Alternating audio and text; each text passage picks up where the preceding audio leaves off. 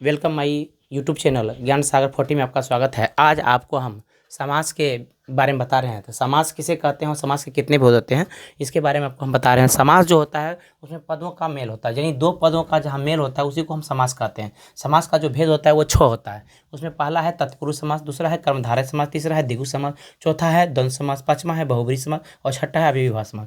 तत्पुरुष समाज जो होता है जिसमें कारक का विभक्ति आता है उसी को हम तत्पुरुष समाज कहते हैं। कर्मधारय समाज का मतलब हो गया जिसमें उपमा उपमेय तुलना तुलने का भाव होता है, उसी को हम कर्मधारय समाज कहते हैं। उसके बाद द्विगु समाज जो होता है जिसमें संख्या का भाव स्पष्ट होता है, उसी को हम द्विगु समाज के नाम से जानते हैं। उसका द्वंद्व समाज हो गया जिसमें दोनों पद प्रधान होता है, उसी को हम द्वंद्व समाज के नाम से जानते हैं। उसके बाद बहुब्रीहि समाज जो है जिसमें अनेक शब्द के बदले एक शब्द जो होता है, जो सामान्य अर्थ को छोड़कर एक विशेष अर्थ बताने का काम करता है, उसी को हम बहुब्रीहि समाज के नाम से जानते हैं। अव्ययीभाव समाज का मतलब होता है कि जिसका कोई अर्थ ना निकलता हो, उसी को हम अव्ययीभाव समाज, इसका कोई खंड ना संभव, उसी को अव्ययीभाव समाज के अंतर्गत रखा गया है। तो तत्पुरुष समाज में जैसे हमने बोला राजपुत्र, राजपुत्र का मतलब हो गया, राजपुत्र का मतलब हो गया राजा का पुत्र, राजा का पुत्र इसमें का आ गया, राजा का पुत्र ये हो गया, तत्पुरुष समास हो गया।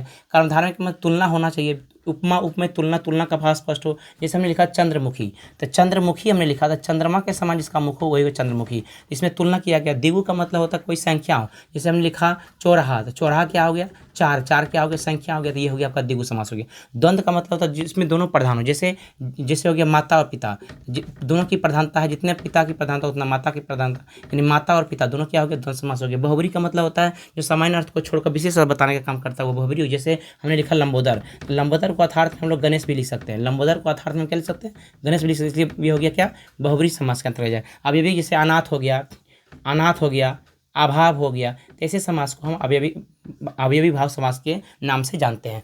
आज का वीडियो यहीं तक है। नेक्स्ट वीडियो में आपको फिर से मिलते हैं, तब तक के लिए जय हिंद।